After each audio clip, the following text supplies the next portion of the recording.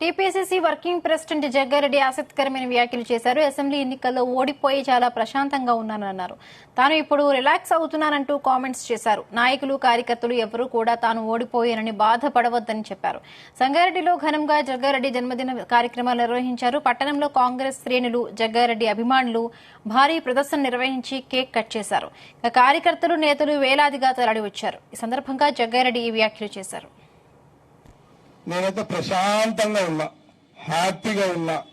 ఎందుకున్నా అంటే ఎంత ప్రశాంతంగా ఉన్నా, ఎంత రిలాక్స్గా ఉన్నా, నన్ను ఎవ్వరు కూడా ఇప్పుడెవరు కూడా సార్ ఫోన్లో దొరకలేదని కూడా ఎవరు అన్నాడు. ఎవ్వరు అన్నది ఇక సార్ దొరకలేదు అన్నాడు. ఎందుకు ప్రశాంతంగా ఉన్నా అంటే నేను మొన్న ఎలక్షన్ లో ఓడిపోయి చాలా ప్రశాంతంగా ఉన్నా. నేనైతే ఎవరు కూడా ఫెయిల్ కావద్దు. ఇంకా చెప్పాలంటే దైవ సాక్షిగా కూడా చెప్తున్నా, మీకు దైవ సాక్షిగా చెప్తున్నా. నేను చాలా చాలా ప్రశాంతంగా ఉన్నా, రిలాక్స్ గా ఉన్నా.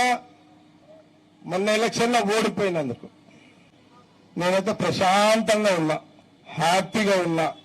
ఎందుకున్నా అంటే ఎంత ప్రశాంతంగా ఉన్నా, ఎంత రిలాక్స్గా ఉన్నా, నన్ను ఎవ్వరు కూడా ఇప్పుడెవరు కూడా సార్ ఫోన్లో దొరకలేదని కూడా ఎవరు అన్నాడు.